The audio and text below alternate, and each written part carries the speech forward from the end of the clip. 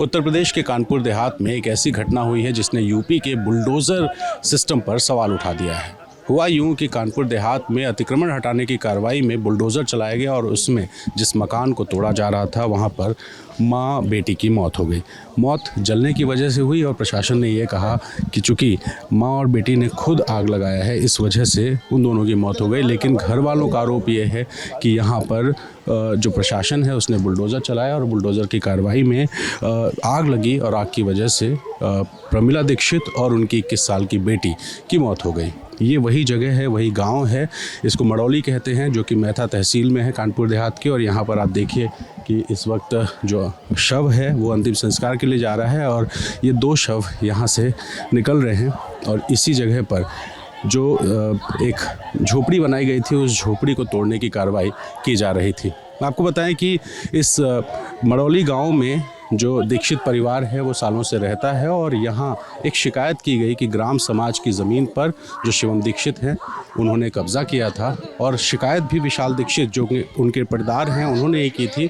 और उनकी शिकायत के आधार पर पिछले महीने जनवरी में लगभग 1 महीने पहले यहाँ पर जो मकान था उसको प्रशासन ने गिरा दिया। गिराने के बाद फिर से शिकायत हुई और जब शिकायत हुई तो ये जो दीक्षित परिवार है ये प्रशासन के पास पहुँचा और अपनी व्यथा बताने की कोशिश की तो प्रशासन ने उल्टे के खिलाफ कार्रवाई कर दी।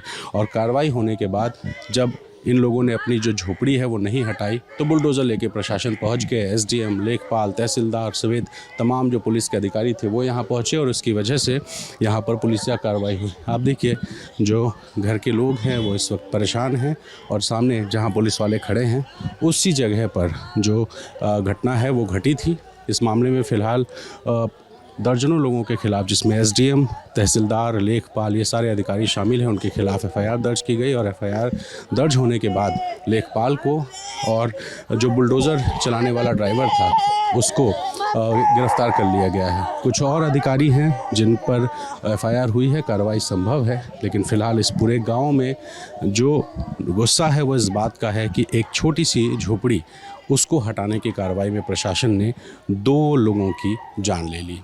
एक बड़ी बात इसलिए भी है इस मामले में क्योंकि मुख्यमंत्री योगी आदित्यनाथ ने कहा था कि जो भी गरीब लोग किसी जगह पर झुग्गी बना के रहते हैं वो ज़मीन से उनको तब तक नहीं हटाया जाएगा जब तक उनके लिए कोई व्यवस्था ना कर दी जाए प्रशासन की तरफ से। बावजूद उसके इनके घर को तोड़ा गया और तोड़ने के बाद जब इन्होंने शिकायत की तो इनके खिलाफ मुकदमा और मुकदमे के बाद एक बार फिर से बुलडोज़र चलाने की कार्रवाई हुई। और उसके बाद जो घर वाले थे वो नाराज़ थे और इनकी नाराज़गी की वजह से जो पार्थिव शरीर यहाँ रखे हुए थे उनका अंतिम संस्कार करने से घर वालों ने मना कर दिया। उसके बाद उप मुख्यमंत्री ब्रजेश पाठक ने फ़ोन पर जो पीड़ित परिवार है उससे बात की, कार्रवाई का आश्वासन दिया और आश्वासन के बाद ये लोग अंतिम संस्कार के लिए माने हैं। और उसके बाद यहाँ पर प्रशासन की मौजूदगी में जो पार्थिव शरीर है उनको अंतिम संस्कार के लिए ले जाया जा रहा है। आप देख सकते हैं कि ये जो गाड़ियाँ हैं इन गाड़ियों से जो पार्थिव शरीर है वो यहाँ से हटाया जा रहा है। तो गुस्सा है लोगों में, नाराज़गी है और बड़ा सवाल उस प्रशासन पर है जो प्रशासन बुलडोज़र चलाता है और ये भी नहीं देखता कि झोपड़ी के अंदर जो माँ बेटी हैं वो मौजूद हैं और उनकी मौजूदगी के बावजूद यहाँ पर कार्रवाई हो जाती है। तो लोगों में किस तरह की नाराज़गी है आप देख सकते हैं। घर के तमाम लोग जो यहाँ पर हैं वो इस वक्त रो रहे हैं, कोई बात करने की स्थिति में नहीं है। नाराज़गी बहुत ज़्यादा है और इस नाराज़गी के बीच में सवाल प्रशासन पर कि आखिर बुलडोज़र चलाना हो तो चलाइए लेकिन कम से कम नोटिस दीजिए, कम से कम उनके लिए एक ऐसी व्यवस्था कीजिए जिस व्यवस्था में उनको रहने का ठिकाना मिल जाए। सिर्फ मकान तोड़ देना ही कोई विकल्प नहीं है। ऐसे में ये जो जगह है वो इस वक्त काफ़ी चर्चा में है और नाराज़गी एक डीएम को लेकर के भी है क्योंकि डीएम से शिकायत की गई और डीएम ने उस पर कार्रवाई नहीं की। तो जो महिलाओं भाई की तरह सो का मान लो सो यो लड़का बात हो तो को महीना भर रोटी खरीदते आज मेरा भाई के ऊपर। देखिए घर के लोग जो कि बात करने की स्थिति में नहीं है, रो रहे हैं, फ़िलहाल परेशान हैं। शासन मौजूद है यहाँ पर और इस तरह से जो अंतिम संस्कार है वो थोड़ी देर में हो जाएगा लेकिन सवाल जो है वो सवाल बना रहेगा। घर के कुछ लोग हैं। आपका क्या नाम? हमारा सनी द्विवेदी नाम सर। आप क्या हैं इनके? ये हमारा जो है साली है, साले की बहू मरी, अब बिटिया मरी। क्या हुआ क्या था? हुआ सर ये था जो है ये पुराना बाग था उसी में ये बनाए थे और ये इनके बाप बावन के आगे का है 100-200 वर्ष पुराना। तो उनमें जो है बाद में इन्होंने कहा ये जीएस है, ये बना लिया था। तो एक दिन आके जो है लेखपाल और पुलिस प्रशासन और कुछ इनके विरोधी आगे सब गिरवा दिया। तो फिर ये जो है कलेक्ट्रेट गए, तो वहाँ से जो इन्हें कुछ आश्वासन नहीं मिला, कहना कुछ तुम्हें पट्टा टकराएंगे। फिर इनके ऊपर जो है उल्टा मुकदमा लगा दिया गया। इसके बाद जो है समझौता इनका हुआ, तो इन्होंने कहा हम ज़मीन छोड़ देंगे भाई, अगर जीएस में है तुम्हारी तो हम छोड़ देंगे। तो वो जो है उन्हें कहा जो है थोड़ा टाइम दो, कहना टाइम हम दे रहे। फिर अचानक फिर एकदम प्रशासन आके, वो लेखपाल आके और ये गांव के जो है विरोधी आके जो है इन्हें आग लगवा दी इन छप्पर में। ये लोग अंदर आती तो अंदर निकलना दिन, पुलिस घेर के जो है इन्हें अंदर जला दी। उसी पहले चबूतरा तो शुरू में ये आरोप लगाया गया कि इन्होंने खुद आग लगाई है। अरे ये तो निराधार गलत है। ये तो वो प्रशासन सब उनके साथ में था, तो ये बल करवा रहे थे। ये जेसीबी आई, इसलिए आई थी। जेसीबी पहले चबूतरा तोड़ा, इसके बाद नल तोड़ा, इसके बाद जेसीबी ने वो झोंक दिया हुआ उसके ऊपर, तो वो उठ नहीं पाई। आग कैसे लगी? आग तो लेखपाल ने लगा दी थी हाथ से। हाँ, इनके बताने के अनुसार हाथ से लगा दी, जो यहाँ थे मौजूद तो हाथ से लगा दी। हाँ, तो वो भागने का प्रयास किया, तो ये तब तक जेसीबी लगवा दी उसने, जेसीबी से झेल दिया इधर, तो उसके ऊपर गिर गया। तो वहाँ जनरेटर अंदर खड़ा था, जनरेटर से डीजल निकला और वो बल्लियों में तब गई, तो भाग नहीं पाई। और आग इतनी लपट हो गई कि वो निकालने के लिए कुछ दौड़े लोग, तो यहाँ पुलिस प्रशासन लगा था, वो उनको मारने लगा, भगाने लगा, वहाँ जाने नहीं दिया किसी को। हाँ, तो दो चीज़ है कि ज़मीन इनकी थी, आप कह रहे हैं इनका ही बगीचा। इनके बुजुर्गी संपत्ति इनकी थी, लेकिन इनका जो जीएस में बताते दूसरे नंबर में निकल रहा था, तो इसलिए जो है एक प्रतिष्ठा बना के गिरा दिया। कोई ज़मीन नहीं, 2-3-4 ज़मीन खाली करने को तैयार थे। हाँ, खाली करने को तैयार थे। हाँ, और लेखपाल नहीं लगाई, आप कोई किसी ने देखा है? हाँ, वही जो देखा बता रहे दर्शक। हाँ, अभी जो प्रशासन ने जो आश्वासन दिया है उससे परिवार संतुष्ट है? अब उसे संतुष्ट है ही है, जो है प्रशासन समझा बुझा के जो ये काम करने हैं, तो उसे संतुष्ट है जो कुछ है। हाँ। अब यहाँ आप लोग जो ब्रजेश पाठक जी ने कहा है उससे सहमत हैं और अंतिम संस्कार करने? हाँ, वे ये करने जा रहे हैं। किसी को तो मानने पड़ी है, कब तक डेड बॉडी रखी रही है। तो प्रशासन के लोगों से भी बात करते हैं।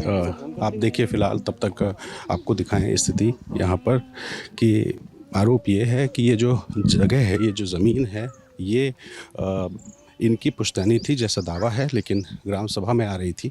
मेरे सामने कानपुर मंडल के कमिश्नर राजशेखर साहब हैं, इनसे भी बात करते हैं। सर, मामला अभी कुछ अपडेट अगर आप देते हैं? देखिए, क्रिमेशन के लिए जो है परिवार ने बॉडी को यहाँ से ले गए हैं, बिटूर घाट पे बॉडी को क्रिमेट करेंगे।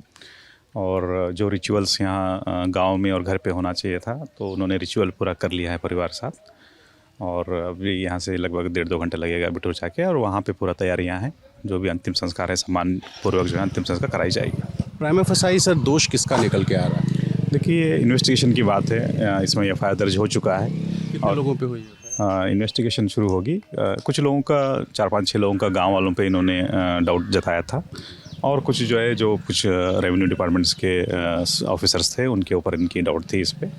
तो एफआईआर जो है तदनुसार जो है लिखवाया गया है, और ये अकॉर्डिंगली इन्वेस्टिगेशन में जो भी निकल के आ जाएगा तदनुसार कार्रवाई की जाएगी। अरेस्टिंग अभी तक कितनी हुई? अरेस्टिंग का भी जो है एक जो मेन अक्यूज्ड है लेखपाल, तो उनकी अरेस्टिंग हुई है, और जेसीबी का ड्राइवर का पूछताछ के लिए जो है वो बुलाया गया था उसमें। ठीक, एसडीएम पे भी एफआईआर तो पहले हम साथ में हुआ है। तो आपने कमिश्नर साहब को सुना, राजशेखर साहब को, जिन्होंने बताया कि कार्रवाई हुई है और जो भी लोग जांच में दोषी पाए जाएंगे उन पर प्रशासन की तरफ से कार्रवाई होगी। लेकिन फ़िलहाल जो परिवार है वो मान गया है और अंतिम संस्कार की जो है वो करने के लिए पार्थिव शरीर यहाँ से ले जा चुके हैं। तो एक बार फिर से आपको दिखाऊँ उस जगह को जहाँ पर ये घटना हुई, और ये परिवार का दावा है कि ये ज़मीन इनकी पुश्तैनी थी सैकड़ों सालों से, लेकिन ग्राम सभा में आ रही थी और इस वजह से यहाँ पर जो उनको खाली करने को कहा गया था। एक बात हमें यहाँ आकर और पता चली कि पिछले महीने जब ये कार्रवाई हुई, यानी कि ज़मीन खाली कराने के लिए यहाँ पर अतिक्रमण हटाया गया, कथित अतिक्रमण, तब ये परिवार ने फिर से यहाँ पर एक अपनी झुग्गी बनाई और झुग्गी बनाने के बाद ये शिवलिंग बना रहे थे।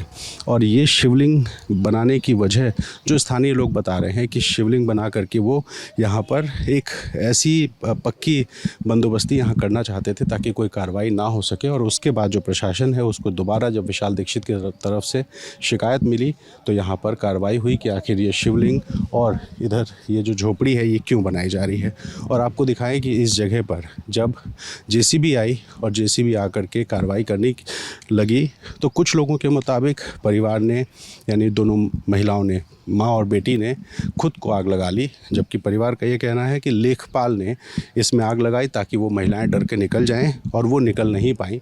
आग तेज़ हुई, दोनों की मौत हो गई। फिलहाल एसडीएम पर एफआईआर है, लेखपाल अरेस्ट हो चुके हैं, जेसीबी ड्राइवर को पूछताछ के लिए हिरासत में रखा गया है और कुछ और जो राजस्व से जुड़े हुए लोग हैं उन पर भी एफआईआर करके जांच का आदेश दिया गया है। उम्मीद है जल्दी ही रिज़ल्ट आएगा, लेकिन एक सवाल ये कि आखिर बुलडोज़र के नाम पे इस तरह से जो कार्रवाई हो रही है वो कब तक होगी और क्या जो मुख्यमंत्री का आदेश है कि किसी को भी बिना व्यवस्था के अपने घरों से, झुग्गियों से ना निकाला जाए, इस बात को प्रशासन कब मानेगा और कब तक इस तरह की ज़बरदस्ती करेगा। तो फिलहाल इन सवालों के साथ मैं और मोहन लेके चलेंगे, दिखाएंगे कि किस तरह से और भी यूपी में तमाम जगहों पर कार्रवाई हो रही है, लेकिन जो पीड़ित हैं उन पीड़ितों का दर्द कम नहीं हो रहा है। और एक बार फिर से यूपी की बुलडोज़र जो प्रणाली है, हालांकि उसकी तारीफ़ भी होती है, कुछ लोग उसको क्रिटिसाइज़ भी करते हैं, लेकिन इस बार ये जो लड़ाई है इसको विपक्ष ने ब्राह्मणों का मुद्दा बना दिया है, क्योंकि लगातार समाजवादी पार्टी की तरफ से ये कहा जा रहा है कि ये जो मामला है ये ब्राह्मण को प्रताड़ित किया जा रहा है। और इससे पहले भी मुख्यमंत्री योगी आदित्यनाथ के काल में कई बार ऐसे मौके हुए जब विपक्ष ने ब्राह्मणों को लेकर के मुद्दा बनाने की कोशिश की, और इस बार फिर से ब्राह्मण के नाम पर इस मामले को तूल देने की विपक्ष कोशिश कर रहा है। और मुख्यमंत्री समेत जो स्थानीय प्रशासन है उसने कहा है कि जांच में जो भी दोषी होगा उस पर कार्रवाई होगी। तो कार्रवाई के इंतज़ार में हम आपको छोड़े जाते हैं।